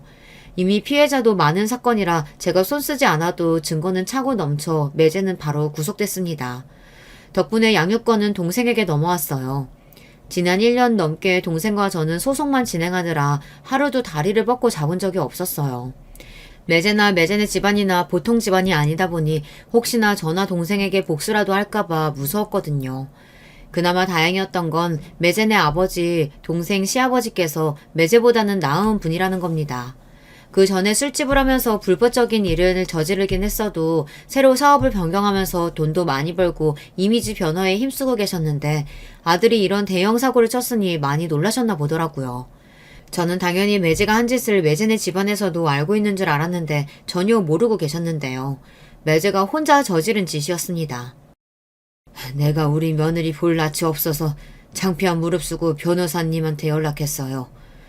사돈이 돌아가시면서 내 딸 잘 부탁한다고 그렇게 부탁했는데 내 자식 놈이 이런 짓까지 저질렀으니 앞으로 내가 죽어서도 사돈 얼굴을 볼 수가 없네요. 혹여나 그놈 출소한다라고 해도 절대 우리 며느리랑 소녀 앞에 나타나지 못하게 할 테니 걱정하지 말고 마음 놓고 살라고 전해줘요. 힘든 일 있으면 꼭 나한테 연락하라고 하고요. 그래도 매제 아버지라는 사람은 말이 좀 통하더군요. 본인 아들이 저지른 짓이니 알아서 책임지겠다고 제 동생에게 위자료도 넉넉히 지급하고 양육비도 매달 지급하기로 합의를 봤어요. 사업에 대한 부분도 불법적인 부분이 있으면 뭐든 인정하고 벌받겠다고 하셨고요. 1년 반 넘게 긴긴 싸움을 하는 동안 저도 동생도 많이 지쳤었지만 그래도 지금은 괜찮습니다. 동생과 조카도 이사해서 잘 살고 있고 동생도 새로 일자리를 구하기 위해 자격증 시험 공부도 하고 있어요. 이혼 소송을 시작할 때는 마음 약한 동생이 이 힘든 싸움을 잘 견뎌줄 수 있을까 내심 걱정했었는데 끝까지 잘 해내는 모습을 보니 대견하더군요. 그리고 가장 신기한 건 바로 접니다. 그동안 저도 많이 변했어요. 평생 앞에 주어진 일만 생각하며 앞만 바라보며 살아왔는데 동생의 일을 같이 해결하는 동안 사람이 사는 데 있어 가장 중요한 건 역시나 가족이라는 생각이 들더라고요. 아무리 바빠도 우리 가족과 동생과 조카 그리고 어머니와 함께 한 달에 한 번은 무조건 모두 모여 밥도 먹고 여행도 가고 해요. 물론 만날 때마다 티격태격 싸우긴 하지만 그래도 이제는 전처럼 서로 미워하진 않아요. 이런 모습을 하늘에서 아버지도 뿌듯하게 바라보고 계시겠지 싶습니다. 앞으로는 저희 가족의 앞날에도 꽃길만 펼쳐질 거라고 응원하는 댓글 많이 남겨주세요. 끝까지 저희 이야기 들어주셔서 감사합니다. 여러분의 가정도 언제나 편안하시길 바랄게요. 안녕하세요. 요즘처럼 오락가락하는 날씨에 괜스레 마음까지 뒤숭숭해지는 날입니다. 뭐 하나 진득하게 해봐야 하는데 날이 후덥지근하니 만사가 귀찮고 뭐 좀 해보려 문을 열고 나가면 비가 쏟아져서 하루를 망치는 것 같은 때죠. 그렇게 시시각각 바뀌는 환경에 영향을 덜 받을 수 있도록 더 굳은 다짐으로 나아가야겠다고 오늘도 마음먹어봅니다. 그래서 이렇게 무더운 날씨에도 노트북 앞에 앉아 오랜만에 타자를 띄엄띄엄 써보고 있습니다. 전부터 꼭 한번 보내보고 싶었던 사연을 쓰기 위해서요. 반갑습니다. 나이가 들다 보면 자기소개를 할 기회가 많지 않아서 뭐라고 저를 설명해야 할지 모르겠지만요. 저는 60대 초반의 평범한 여성입니다. 수다스럽고 얄밉지만 웃긴 남편, 순둥이 같은 강아지 이렇게 셋이서 살고 있어요. 우리 부부 사이엔 딸아이 하나가 있는데 같은 동네에서 홀로 살고 있고요. 부모라면 의뢰 비슷할 텐데 저는 딸만 생각하면 웃음이 나오기도 한숨이 나오기도 합니다. 혼자서도 알아서 잘해 나가는 모습을 보면 흐뭇해 웃음이 나오고 또 반대로 혼자 있는 그 모습이 안쓰러워 한숨이 나오기도 하죠. 원래 딸은 혼자가 아니었거든요. 오늘은 우리 딸아이에게 지옥과도 같았던 지난 기억을 이야기해 보려고 합니다. 저는 결혼을 꽤나 늦게 한 편이었어요. 당시 20대 후반이면 주변에 비해서 늦은 편이었거든요. 그도 그럴 게 가정 형편이 너무나 안 좋았습니다. 결혼 같은 건 꿈도 못 꿀 정도로요. 아버지는 공장에 다니시다가 팔을 다친 뒤로 아무 일도 하지 못한 채 집에만 계셨고 엄마는 청소일을 다니셨어요. 낮이든 밤이든 새벽이든 상관없이요. 엄마가 그렇게 쉴 틈 없이 일해봤자 셋이 먹고 살기에는 턱없이 부족했습니다. 매일 몸이 끊어질 듯 일하고 집에서도 몸이 불편한 아버지의 수발을 드는 엄마를 보면서 저는 어떻게든 빨리 돈을 벌어야겠다고 생각했어요. 그러지 않으면 엄마가 곧 우리를 떠나거나 아니면 아예 이 세상을 떠날지도 모른다는 생각이 들었거든요. 아마 아빠도 그렇게 생각했을 거예요. 그러니 엄마가 수발을 드는 것에 한마디 거둔 적이 없으셨던 거겠죠. 그렇게 다정하고 친절하던 아빠였는데 그 일 뒤로 아예 입을 닫아버리셨습니다. 우리 집은 정말 위태로웠어요. 언제 모두가 함께 이 세상에서 사라져도 이상하지 않을 정도로. 저는 학교를 그만두고서 곧장 공장에 다니며 일을 했습니다. 여자의 나이도 어리고 집안도 좋지 않았던 저는 툭하면 저를 무시하고 하대하는 주위 사람들 틈에서 쥐꼬리만한 주급을 받아가며 힘든 시간을 보냈어요. 그때 정말 매일 기도했던 것 같아요. 어떻게든 시간이 빨리 흘러서 30대, 40대가 되고 싶다고요. 잠도 많이 잘 수 있고 사고 싶은 걸 살 수 있고 부모님에 대한 걱정을 떨쳐버릴 수 있는 그런 나이가 되고 싶다고 매일 신께 기도했죠. 보통 그 나이 또래엔 아무 걱정 없는 게 일반적일 텐데 저는 일찍이 세상에 대한 온갖 고민과 걱정, 역경을 미리 겪어서 그런지 그 뒤로는 어떤 풍파가 다가와도 우습게 보이더라고요. 그게 불행인지 다행인지 모르겠지만 그렇게 저는 20대 중반까지 오로지 일만 하면서 부모님을 모셨습니다. 제가 돈을 버니 엄마가 일을 줄일 수 있어서 좋았고 그래서 아빠의 부담이 덜어지는 것 같아 마음이 편했어요. 실제로 집안 분위기도 많이 좋아졌고요. 살기 힘든 건 여전한데 서로의 짐을 나누고 있다는 사실만으로 든든한 마음이 들기도 하더군요. 엄마는 일만 하는 저를 보면서 이제 시집 갈 때도 됐는데 다른 일을 알아보는 건 어떠냐고 말씀하셨죠. 그때마다 저는 다른 일 구하기엔 제가 배움이 짧고 결혼 같은 거 생각 안 하고 있다고 웃으며 대답했습니다. 결혼 자체가 싫다기보다는 지금 저에겐 과분한 욕심이란 걸 아니까요. 결혼해서 만약 다른 집으로 가면 우리 집은 누가 봐주겠어요. 제가 가장이나 마찬가지인데 그 생각을 하면 지금의 삶을 유지하는 게 맞다는 생각이 들었습니다. 물론 저도 아쉬웠죠. 꽃같은 20대에 연애 한번 안 해보고 어두컴컴한 공장 하늘만 바라보면서 세월을 보내야 한다는 게. 하지만 인생은 늘 그렇게 두 가지 모두를 가져갈 수 없더라고요. 하나를 선택하면 그 정도 값어치에 상응하는 다른 하나를 포기해야 하는 게 인생의 법칙이란 걸 저는 일찍이 알고 있었습니다. 그렇게 20대 후반이 됐을 무렵 저에게 처음으로 다가온 사람이 있었어요. 다른 공장에서 단기 파견 온 직원이었죠. 그 사람은 일반 사무직이었고 잠깐 현장을 살피는 일을 하던 사람이었어요. 겉으로 보기엔 뭐 밝고 쾌활해 보이는 게 전부였어요. 깊게 생각해 볼 일은 없었죠. 저와는 몇 번 오가면서 일에 관한 대화를 한 게 다였으니까요. 그런데 어느 날 제가 퇴근하고 날 때까지 기다렸다가 따라와서는 같이 밥을 먹자고 하는 겁니다. 둘이 밥 한번 먹는 걸 꼭 해보고 싶었다고요. 쑥스럽지만 그때까지 남자와 사적인 이야기를 하거나 따로 밥을 먹은 적이 한 번도 없었거든요. 다행히 부담스러워서 어색해서 거절했죠. 그런데 사람이 부끄러움도 없는지 왜 싫으냐며 끈질기게 따라붙더라고요. 자신감이 대단한 사람이었어요. 자신이 싫을 이유가 없는데 왜 그러냐는 식이었죠. 이것 또한 다행인지 불행인지 모르겠지만 저에겐 괜찮은 남자의 기준이 없었어요. 만나본 적이 없으니까. 그러다 보니 본인의 입으로 자신이 괜찮다고 대놓고 이야기는 그 사람의 말을 쉽게 믿게 된 거죠. 정말 그런가 싶은 마음으로 제안을 수락하게 되었는데 그게 시작이 되어 결국 결혼까지 하게 되었네요. 그야말로 번갯불에 콩 구워 먹듯이 했죠. 알고 보니 남편은 저보다 한 살이 어리더라고요. 머리에 피도 안 마른 조그만 놈이 그렇게 와서 치댄 거였죠. 어이가 없어서. 나이를 알고 결혼이 망설여졌지만 남편은 뭔가 확신이 든다고 했어요. 저와 달리 남편은 여러 사람을 만났었고 결혼에 대한 생각도 늘 진지하게 하고 있었다고 했거든요. 믿어도 될진 모르겠지만 저를 만나고서 처음으로 가정을 꾸리고 싶다는 생각을 했다는 겁니다. 그 말에 홀라당 넘어가 버려서 결혼까지 하게 된 거죠. 뭐 미우나 고우나 지금까지 함께 살고 있지만요. 가끔 가만히 생각해보면 그때 그 말이 아예 거짓말은 아니었다는 걸 알아요. 남편은 제 생각보다 더 가정적이고 다정한 사람이었거든요. 부어라 마셔라 술을 먹는 타입도 아니고 담배도 피지 않고 친구도 별로 없어서 외출이 잦은 편도 아니었어요. 일이 끝나면 곧장 집으로 달려왔고 주말엔 저와 함께 시간을 보내기 위해 노력하는 사람이었어요. 물론 싸우기도 싸우고 여러 가지 문제가 안 맞아 다툴 때도 많았지만요. 그럼에도 함께 있으면 즐겁고 평생 그럴 거라는 믿음을 주는 사람이었습니다. 그렇게 신혼을 보내다가 30이 되었을 무렵 아이를 갖게 되었습니다. 당시 친정 부모님이 정말 많이 좋아하셨어요. 몰랐는데 사실 손주를 엄청 보고 싶어 하셨더라고요. 제가 부담을 가질까봐 말을 안 하셨지만 결혼을 하게 된 것도 아이를 갖게 된 것도 정말 다행이라고 천운이 따라줬다고 말씀하실 정도로 바라던 일이셨나 봐요. 그래서 저도 정말 많이 기뻤어요. 비록 아이가 5살이 되기도 전에 두 분 다 세상을 떠나셨지만 그 품에 아이를 안겨드릴 수 있었던 것만으로 다행이라고 생각합니다. 물론 아직도 가끔씩 딸아이가 훌쩍 커서 어느새 어엿한 어른 모습이 된 걸 보면서 우리 엄마 아빠가 보면 얼마나 좋아하셨을까 하는 생각이 들기도 합니다. 잘 자란 손녀를 보면 참 기특해 하셨을 텐데 부모님이 세상을 떠난 나이를 제가 훌쩍 넘기고 보니 오히려 더 자주 생각이 납니다.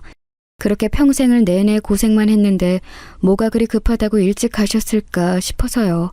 원망도 되고 안쓰럽기도 하고 서글프기도 하지만 인생은 원래 그런 거겠죠.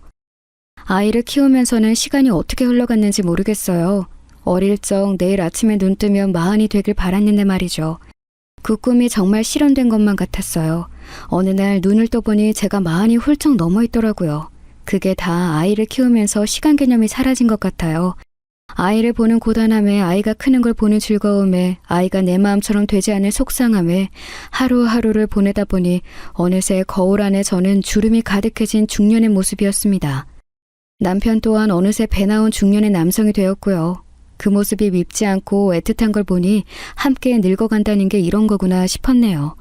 아이는 어느새 교복을 입는 나이가 되었고 말로만 듣던 사춘기, 질풍노도의 시간까지 무사히 잘 넘겨주었습니다. 사실 딸아이 자랑을 하자면 끝도 없어요. 눈에 넣어도 안 아플 것 같다는 말이 실제로 가능하다는 걸 우리 아이를 보면서 알게 되었거든요. 딸은 어렸을 때부터 정말로 어른스럽고 신중하면서도 아이 같은 순수함이 있었어요. 한 가지 일화를 얘기하자면 어릴 적에 아이가 학원을 끝날 시간에 맞춰 데리러 간 적이 있었어요.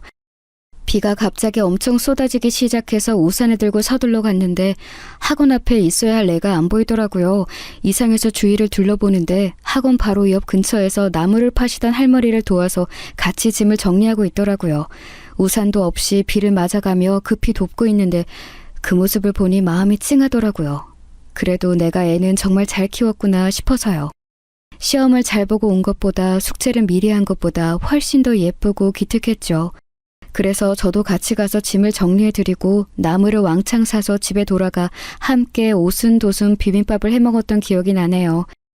사실 우리 집 형편은 예전보다 나아지긴 했지만 그래도 여유로운 편이 아니었어요. 아이가 생긴 뒤 저는 일을 그만뒀고 남편 벌이로만 생활해서 넉넉지 않았고요. 애가 좀 컸을 때부터는 뭐라도 해야겠다 싶어서 마트 캐시어, 백화점 청소, 주방일 등 안 해본 게 없었어요. 그러다 정착한 게 목욕탕 세신사 일이었습니다. 일은 힘들었지만 그래도 재밌었어요. 처음 보는 사람들과 이야기 나누는 것도 그렇고 일을 하고 나면 개운하기도 하고요. 남편도 공장일을 그만둔 이후로 인쇄소를 열었고요. 무엇 하나 쉬운 일이 없었지만 그래도 정말 열심히 살아왔어요. 지쳐서 그만두고 싶을 때마다 저를 단단히 붙잡는 건 가족이었죠. 가족이 있으니까 가족을 위해서라도 더 악착같이 버티게 되더라고요. 우리 엄마도 그랬던 거겠죠. 매일 그렇게 초인적인 힘이 나올 수 있게 만든 이유가 가족이었다는 걸 알게 되니 어쩐지 엄마가 너무나 가련했어요. 힘이 돼서 남아있는 게 아니라 부양해야 할 가족이 있으니 남아있었다는 걸 이제야 이해하게 됐습니다. 그래서 일이 아무리 힘들어도 아이가 원하는 건 뭐든 해주고 싶었어요.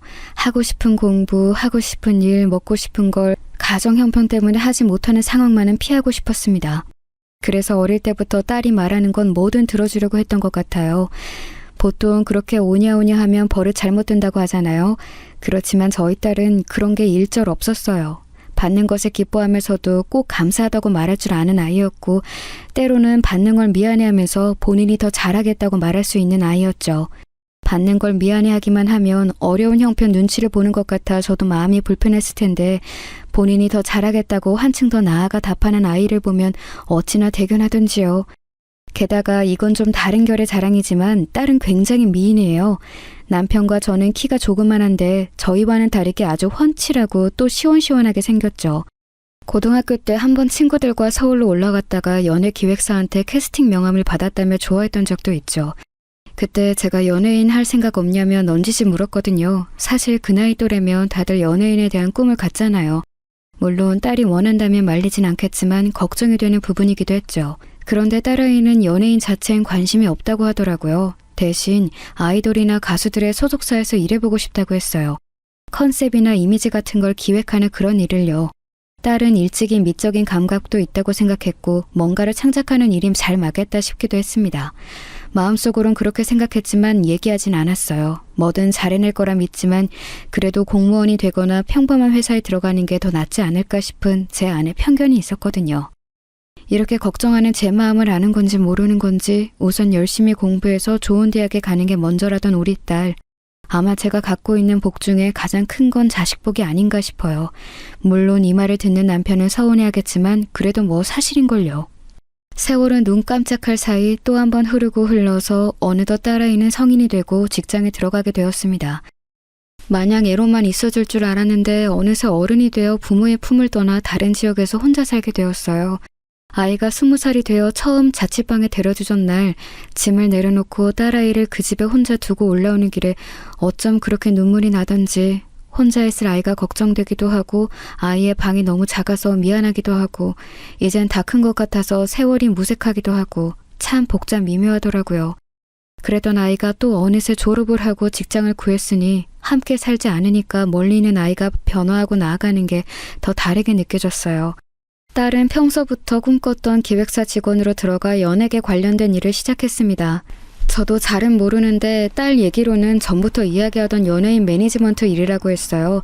매니지먼트가 무슨 일인지는 아직도 정확히는 모르지만요. 아마도 연예인의 방송 일을 기획하고 홍보하는 그런 일이겠죠. 그 일은 제 예상대로 쉽지 않아 보였습니다. 야근이 굉장히 잦을 정도로 업무도 많고 스트레스를 많이 받는 것 같았어요. 그럼에도 딸은 그 일이 좋다고 하더라고요. 단순한 사무직이 아니라 일을 하는 재미도 있고 자신이 이뤄낸 결과를 보며 좋아해주는 사람들을 보면 보람도 있다고요. 저는 딸이 좀 쉬운 일, 열심히 노력하지 않아도 되는 일, 애쓰지 않아도 되는 일을 하길 바랬지만 그래도 그게 딸이 원하는 일이고 그 일을 하고 있으니 다행이다 싶었습니다. 취직을 한 지 2년 후쯤 딸이 슬며시 결혼 이야기를 했습니다. 원래 주말마다 집에 내려오던 딸이 언젠가부터 내려오는 횟수가 적어졌거든요. 일이 바쁜가 싶었는데 알고 보니 만나는 사람이 생겼던 거였더라고요. 저에게 슬그머니 남자친구 이야기를 하는데 생각보다 진지하게 만남을 이어가고 있었어요. 나보다 3살 많은 사람인데 홍보 대행사 대표야. 유머러스하고 밝아. 나 좋다고 쫓아다니던 사람인데 처음에는 분명 관심 없었거든? 그런데 한 6개월을 쫓아다니더라고. 맨날 선물 공세에 편지 주고 찾아오고 연락해오고. 그러니까 사람 마음이 정말 움직이긴 하더라. 엄마, 이렇게 나 사랑해주고 잘해주는 사람이면 그냥 결혼까지 해도 되지 않을까 싶어. 사랑받으며 살 수 있을 것 같다는 그런 확신이 들거든. 딸을 그렇게나 사랑해주는 사람이라는데 사랑받는 느낌이 들게 해준다는데 제가 더 할 말이 있을까요? 다만 딸아이가 취직한 지 얼마 안 되었고 요즘 시대에선 빨리 결혼하는 추세가 아니다 보니 조금 더 신중하게 생각하길 바랬습니다. 조금 더 남편과 제 곁에 아이로 남아줬으면 좋겠다는 생각도 들고 결혼 전에 자신이 좋아하는 일에 대해 조금이라도 더 경험을 갖는 게 낫지 않을까 싶었어요.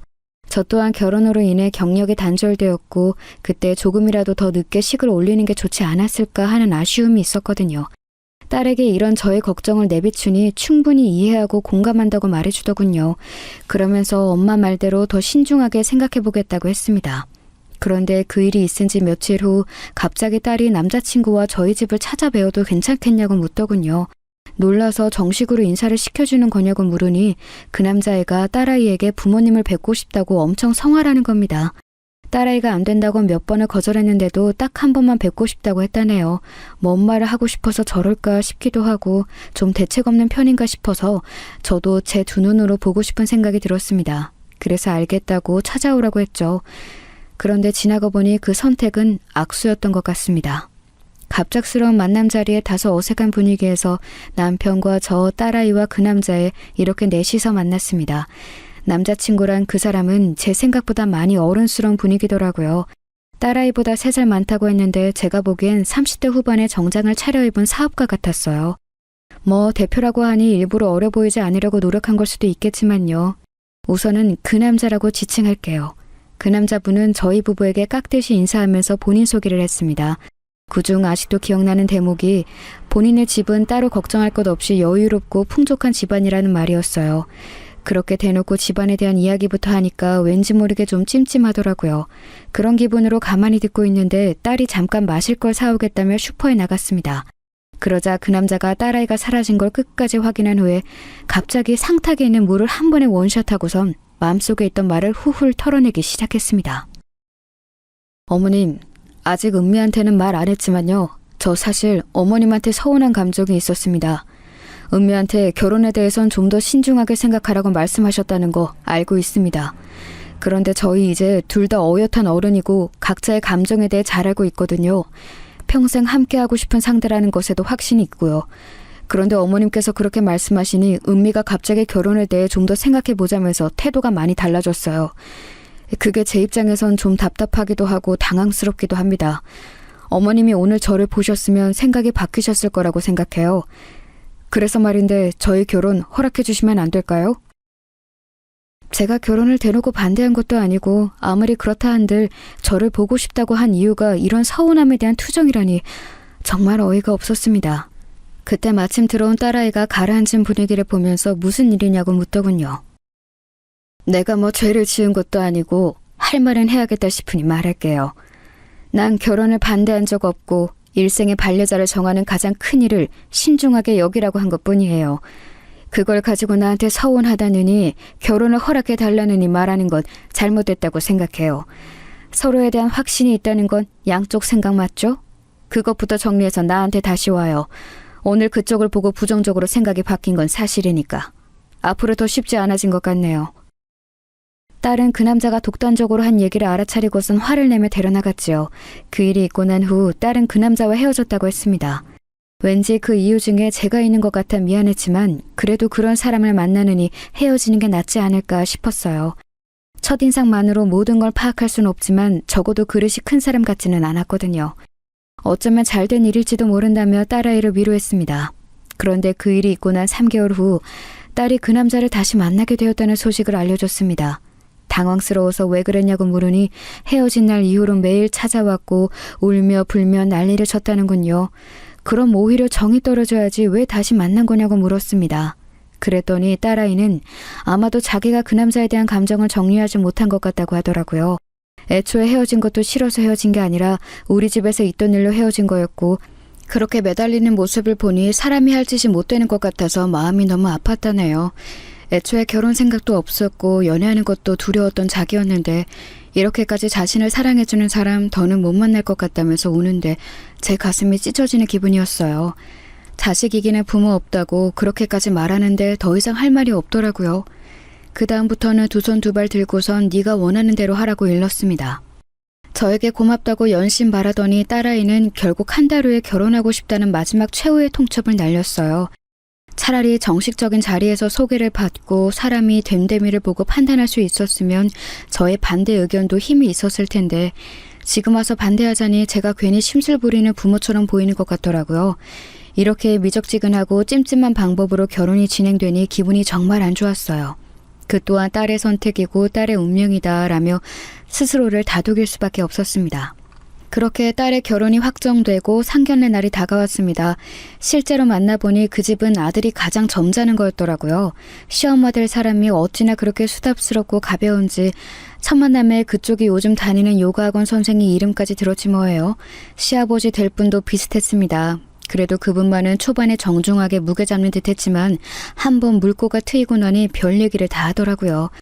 요즘 경제 상황이 안 좋아져서 담배도 끊을까 생각했다는 둥, 주식을 했는데 쏠쏠했다는 둥, 사적이면서도 아이들과 전혀 관계없는 이야기를 많이 해서 원래 2시간으로 예정되어 있던 만남이 4시간 반이나 걸렸습니다. 여러분은 이해가 가시나요? 아이들 이야기는 30분 하고 나머진 정말 본인들 일, 취미, 관심사, 고민 얘기뿐이었어요. 솔직히 개모임 나온 줄 알았습니다. 그러면서 또 아들 사랑이 어마어마하시더라고요. 하나뿐인 아들인데 그 나이에 벌써 대표고 또래에 비하면 벌이도 많다고요. 맞아요. 30대 초반에 그렇게 자기 일 번듯이 해나가는 청년 흔치 않죠. 그런데 그렇게 노골적으로 들으니 자꾸 거부감이 들긴 하더라고요. 그걸 티내면 안 되니 적당히 호응해줬습니다. 그런데 사위가 될 그 애가 자신의 집안이 중상충이니 뭐니 떠들어대던 말과는 상황이 조금 다르더라고요. 그럼 신혼집은 반반으로 준비하는 거 맞죠? 뭐 요즘에는 다 반반 결혼한다고 하니까요. 우리 아들은 갈수록 더 창창한 직업이라 그 발전 가능성만 보면 걱정하실 거 없어요. 이런 남편감 구하는 것만 해도 요즘엔 쉽지 않거든요. 사실 저희 집이 이러니 저러니 해도 뭘 해주고 이럴 상황은 못 되거든요. 남편 사업은 요즘 직원들 임금 주기도 어렵고 저도 코로나 때문에 미용실 접고서 쉬게 됐고요. 저희는 쓰는 게 바쁘다 보니 자식은 그냥 알아서 먹고 살았으면 하는 마음이죠. 새 신사 하신다고 들었는데 사돈댁은 노후 준비하셨어요? 아이들한테 손벌릴 스타일은 아니신 것 같은데 빨리 준비하셔야겠다. 그쵸? 제가 괜히 없는 말에 기분 나빠하고 꽁해진 게 아닙니다. 사람 면전에서 계속 저런 식으로 살살 사람 속을 긁으니 누가 좋아할까요? 남편이 그나마 나서서 우리가 알아서 할 테니 신경 쓰시지 않아도 된다고 말했으니 망정이지. 그 사람이 말하지 않았으면 아마 제가 격앙된 상태로 쏘아붙였을 겁니다. 돈을 얼마 썼다 뭘 샀다 실컷 자랑하더니 정작 자식 도와줄 돈은 없다고 하는데 정말이지 어이가 없더라고요. 보아하니 그 집안 자체가 사치가 심한 편이더라고요. 보태줄 돈은 없다면서 온몸에 휘감은 명품들이 반짝이는데 참나. 저희는 사위들 친구가 가져오는 만큼은 뭐라도 해주고 싶어서 애들 신혼방 전세금 반과 혼수는 대주었지만 아무 말 안 했거든요. 그런데 저렇게 가벼운 태도와 언행을 보여주니 왠지 너무 마음이 불편하고 찜찜했어요. 해서 집에 돌아가는 길에 딸에게 정확히 재산을 나누라고 했습니다. 그러자 딸도 그럴 생각이었다면서 칼같이 나누겠다고 답했어요. 그러면서 우물쭈물하더니 딸이 저에게 대신 사과를 하더라고요. 엄마 직업에 대해서 왈가왈부하는데 너무 화가 났다고요. 그 자리에서 따지고 싶었는데 싸움이 날까봐 참았다는군요. 마음이 쓰려서 그런 생각을 했다는 것만으로 엄마는 괜찮다고 아기는 없는 것 같으니 잘 참았다고 말했습니다. 그때는 저도 정말 그렇게 생각했어요. 사람이 가볍고 철이 없지만 그렇다고 잘못되길 바라는 아기까지 있지는 않다고요. 하지만 그 또한 저의 잘못된 판단이었습니다. 그렇게 결혼식을 치르고 1년이 흘렀습니다. 그때까지만 해도 모든 게 생각보다 순탄히 흘러갔어요.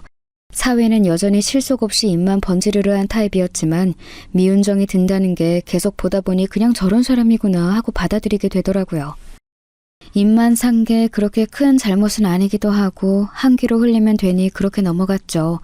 신혼을 좀 즐기다 아이를 낳을 생각이라 하기에 급할 거 없으니 천천히 생각해보라 했고요. 그런데 어느 날 딸아이가 오밤중에 집을 찾아왔습니다. 큰 가방 하나만 덜렁 들고서요.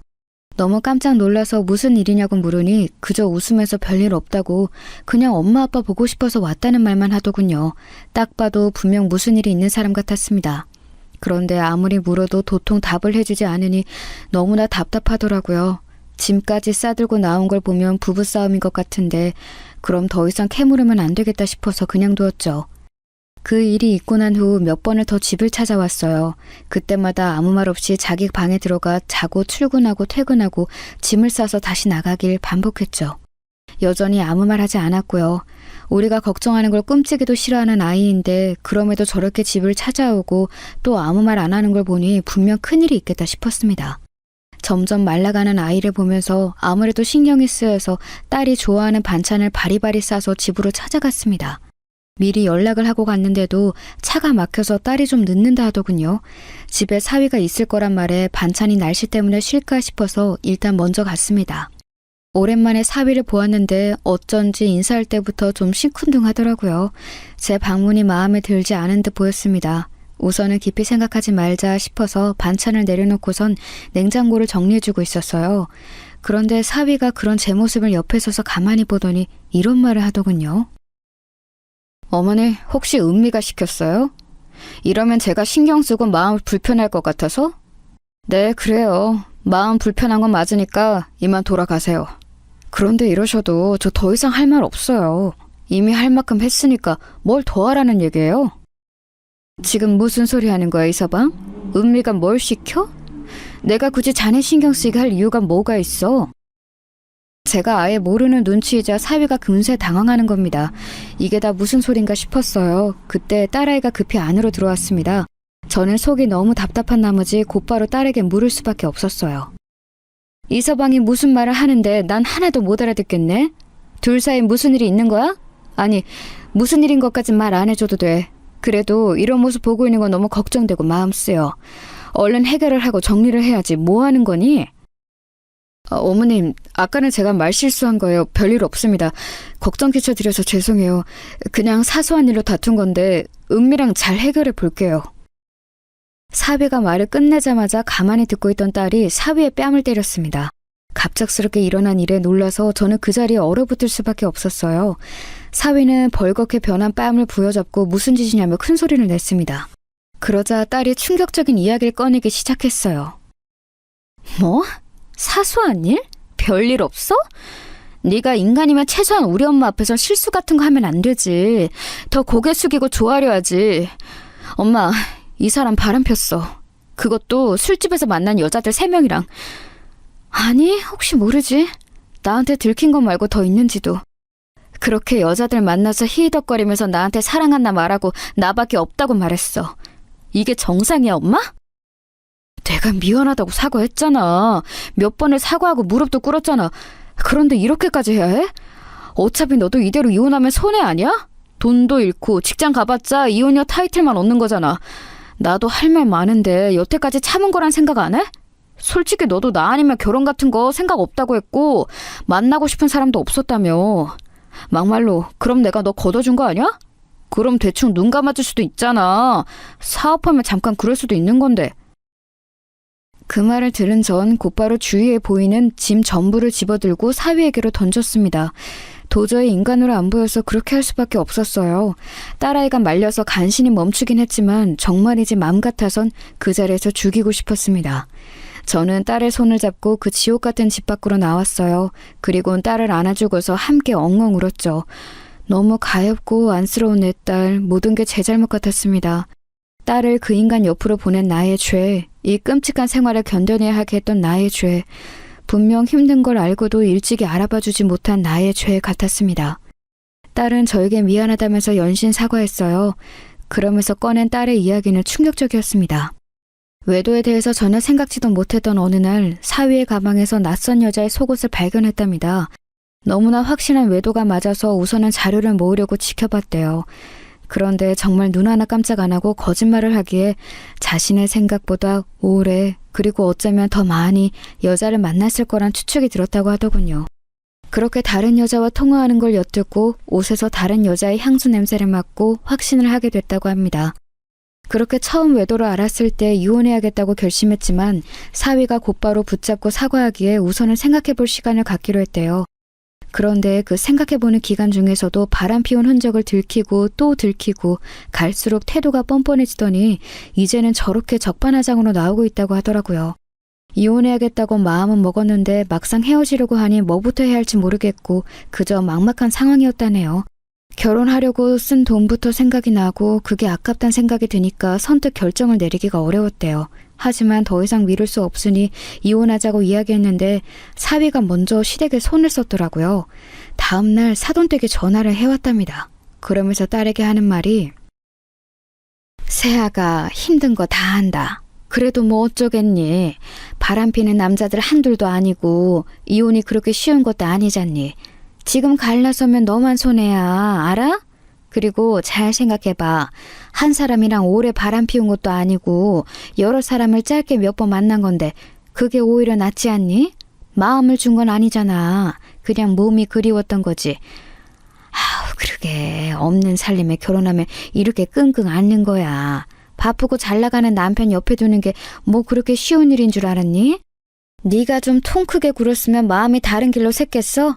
하여튼 다 지나가는 바람이니까 네가 이해해라. 라고 했다는 겁니다. 그 말에 또 딸은 어찌할지 몰라 매일 밤마다 울기만 했고요. 그야말로 한숨이 나오는 상황이었어요.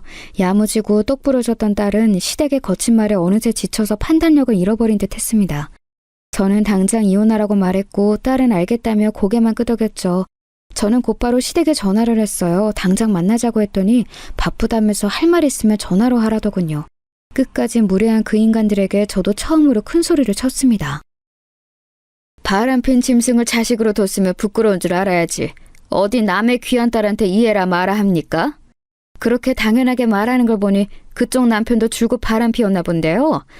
그런데 어쩌나 우리 집안은 그런 파렴치한 집과는 거리가 멀어서 애들 당장 이혼시키고 다시는 보지 맙시다. 당신 같은 집안과 엮인 게 너무 수치스러우니 조용히 갈라서게 하세요. 또 방정 떨지 마시고. 제 할 말만 하고 전화를 확 끊어버리니 화가 났는지 계속 전화가 오더라고요. 다 무시하고 차단해버렸습니다. 딸아이 때문에 여태까지 참은 거였는데 이런 대접을 해놓고 평화적인 방법으로 일을 처리할 순 없죠. 이혼 과정도 정말 더럽고 지저분했습니다. 사위, 아니 이제 다시 그 남자라고 하죠. 그 남자가 딸아이에게 다시 매달리면서 이혼하기 싫다고 어찌나 난리를 치선지요.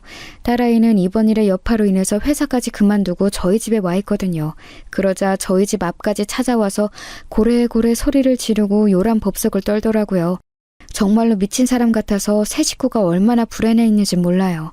한 번은 참다 못한 남편이 나가서 당장 사라지라고 혼을 내면서 밀쳤는데 그 와중에 남편 바지가랑이까지 붙들고서 제발 용서해달라고 했다네요. 확실히 정상이 아니죠. 그렇게 당당하게 나설 땐 언제고 이제 와서 또 그러는 것도 웃기고 그런다고 해서 이번에도 또 정말로 봐줄 거라고 생각하는 게 황당했습니다. 아주 상습범이 따로 없었어요. 딸이 신경 쓸까봐 말하진 않았지만 한 번은 제가 일하는 목욕탕 앞에까지 찾아왔더라니까요. 깜짝 놀라서 그냥 쳐다보니 다가와서 그러더군요. 어머님, 제발 음미 좀 설득해주세요. 아니, 어머님이 저 좀 용서해주세요. 저 정말 마음 고쳐 먹었어요. 헤어지고 나니까 제가 정말로 사랑했던 사람은 음미뿐인 거 이제 알았어요. 이렇게 헤어지니까 정말 너무 힘들고 숨쉬고는 못 살 지경이에요. 다시는 한눈 팔지 않고 음미만 바라보며 살게요. 네? 제 앞에서 헛소리만 하길래 목욕탕에 들어가서 물 1만 가지를 가져와 얼굴에 뿌려버렸어요. 다시는 찾아오지 말라고. 지금까지는 그나마 남은 정 때문에 봐준 건데 한 번만 더 찾아오면 경찰에 신고하겠다고 말했습니다. 경찰이란 말이 나와서 그런 건지 그때부터 안 오더군요. 정말 끝까지 추잡스럽고 한심하더라고요. 그 일이 있고 난 후 딸은 저희의 보살핌 아래서 조금씩 나아지게 됐어요. 함께 여행도 가고 바람도 쐬러 가면서 휴식 시간을 가졌더니 점차 잘 웃고 말도 잘하게 되더라고요. 그렇게 두어 달을 쉬다가 다른 회사에 취직도 했습니다. 전보다 훨씬 더 좋은 회사고 복지나 급여 부분에서도 더 좋다고 하더라고요. 정말 다행이었죠. 이제 다시 좋아지려고 다시 행복해지려고 모든 일이 풀리나 싶었습니다. 와중에 그 남자가 자신을 잊었냐며 몇 번 문자를 보내왔다는데 그게 싫어서 이젠 아예 번호도 바꿔버린 듯 하더라고요. 거리가 좀 멀어도 당분간은 집에서 왔다 갔다 하며 회사를 다니기로 하고요. 그렇게 3개월 정도가 흘렸을 무렵 집으로 꽃배달이 하나 왔습니다. 사실 너무 놀란 채로 받았어요. 또 그 미친 남자애가 선물을 보내온 걸까 봐요.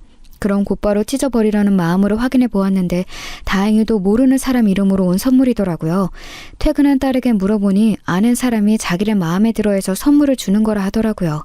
듣자 하니 지금 다니고 있는 회사의 대표라는 것 같았습니다. 대표인데 미혼에 젊어서 인기가 좋은 사람이라 하더라고요. 그런데 회사에서 몇 번 본 이후로 자신에게 마음을 표현하기 시작해서 사장과 직원 관계에 좀 불편하다 하더라고요. 게다가 이젠 자신을 좋다고 하면 오히려 거부감이 든다면서 이번엔 그냥 못 본 척 넘겨버리겠다고 하더군요. 부모의 마음으로써 딸이 다른 더 좋은 사람을 만나서 상처로 회복하길 바래왔죠. 하지만 이번엔 딸의 말이 이해가 갔어요. 쉽게 마음을 주는 것도 어려울 테고 애정 공세를 보이는 행동도 전 남편과 같아서 기시감이 드니 더 불편한 것도 있었겠죠.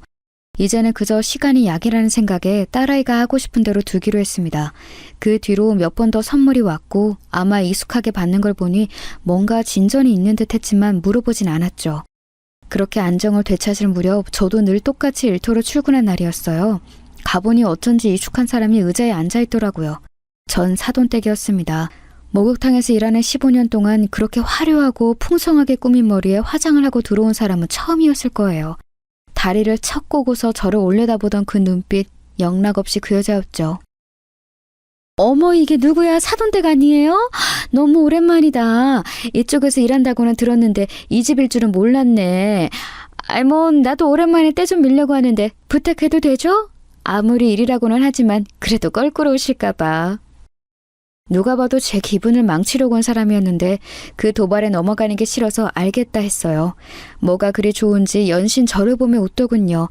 최대한 침착하자라는 마음으로 준비해서 똑같이 일했어요.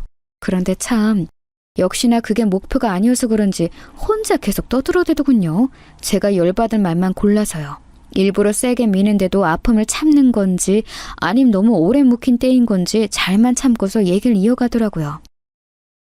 아니, 좀 궁금하긴 했어요. 우리 아들은 이제 싹 다 잊고 새 출발했거든요. 애가 워낙 근면성실하다 보니 일도 너무 잘 풀리고 있고 앞으로 또 잡힌 계획도 많더라고요. 사이언기업 들어보셨죠?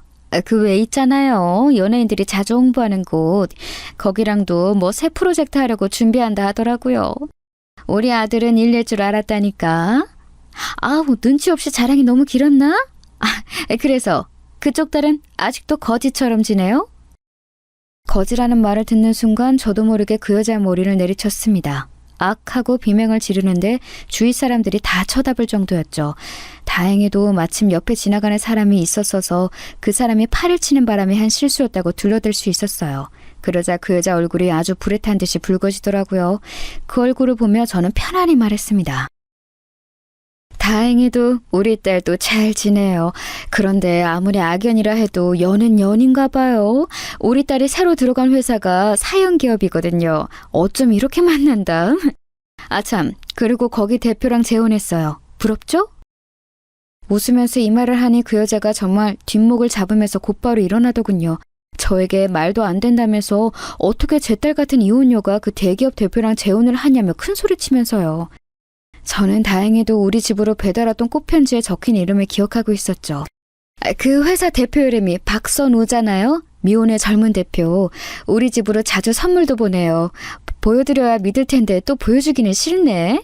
하여튼 그렇게 알고 있어요. 곧 재혼할 텐데 축의금은 안 보내도 돼요. 결혼할 때 거지처럼 돈 한 푼도 안 보태준 집에서 벼룩에 간 빼먹는 거 나도 원치 않으니까. 마지막 말에 그 여자는 도저히 못 참겠다는 듯 씩씩거리며 목욕탕을 빠져나갔습니다. 얼마나 당황했으면 가는 길에 미끄러져 엉덩방아까지 찢더라고요. 주위에 있던 아주머니들과 아주 신나게 웃었죠. 그 뒷모습을 보며 어찌나 속이 시원하던지.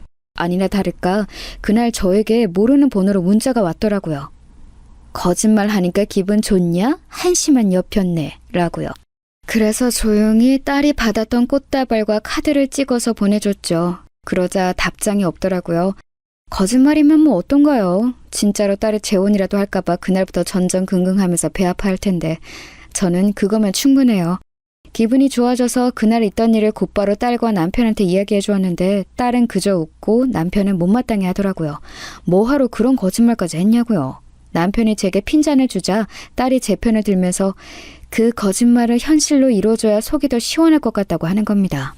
그 대표랑 진짜 만날 거냐고 물으니 아직은 모르겠다고 모호하게 말했지만요.